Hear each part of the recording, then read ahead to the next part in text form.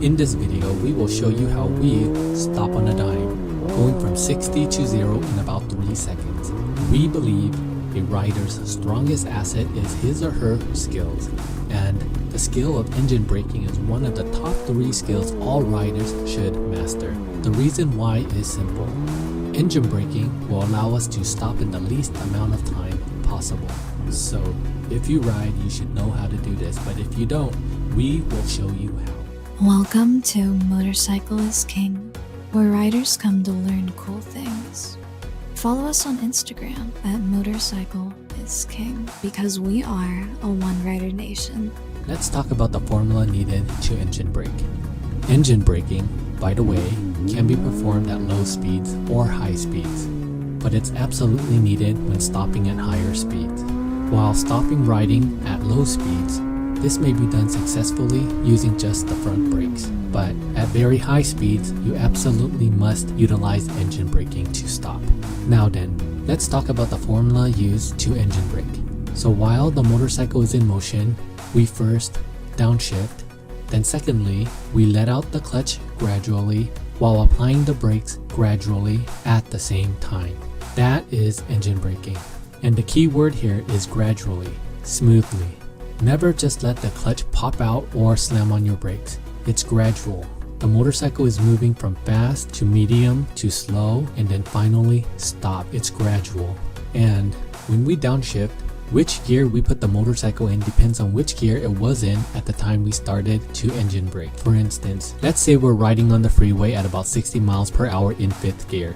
If we need to engine brake, we will pull in the clutch and put the motorcycle down into 3rd gear. Then we'll start the gradual process of engine braking by applying the brakes and letting out the clutch at the same time evenly and smoothly. Then, as the motorcycle slows down some, we engine brake yet again by pulling in the clutch and now popping the motorcycle down another gear to 2nd gear, and we repeat the process of letting out the clutch smoothly while applying both brakes at the same time.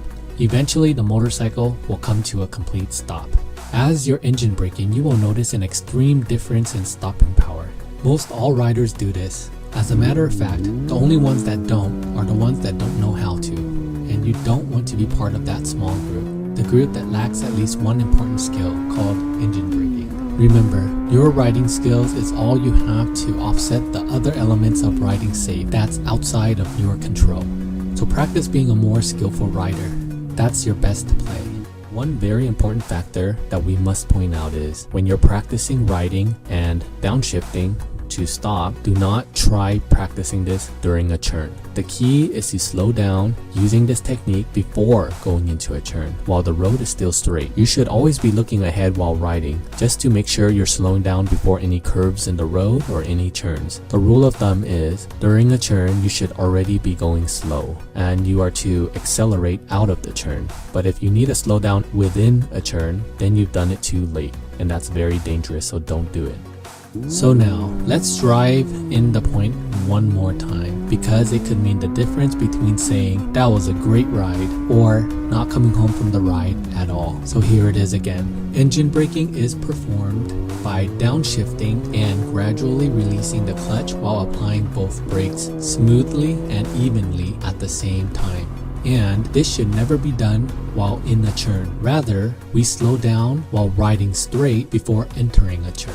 In regards to practicing this technique, not only do we find industrial areas on weekends that are empty to practice, where there are no cars, ensuring practicing in a safe environment, but we also practice while riding normally around town. Anytime we come to an intersection, cross street, opening to a shopping center, basically anywhere we might have to stop on a dime, we engine brake for a moment while riding past that point. Then, once we've passed that point, we accelerate away from that point. This whole process involved riding the clutch. If engine braking was a coin, then riding the clutch is the other side of that coin. Never put your motorcycle in neutral unless the motorcycle is already completely stopped. Make that a habit because that habit served us well for over 20 years. We just mentioned riding the clutch was the other side of the coin if engine braking was that coin. Riding the clutch is equally as important as engine braking because as you ride the clutch, it will allow you to accelerate or to stop in a flash. You won't have to hassle with putting the motorcycle back into gear and also will already be in gear to engine brake. We think it's so important of a skill for a rider to have that we made a video called Riding the Clutch is What Smart Riders Do. So if you don't know what this means, we suggest you give the video a watch and hopefully you will learn something new because the more you learn, the stronger you are as a rider. So go watch Riding the Clutch is What Smart Riders Do today. So in conclusion, as we practice a skill over and over, it becomes second nature. And if that second nature is a skill that potentially can save us from hitting something we don't want to, we are by default stronger riders. And going from 60 to 0 in about 3 seconds becomes easy to us. Now, turn off this video and go practice engine braking, stopping on a dime, going from 60 to 0 in about 3 seconds.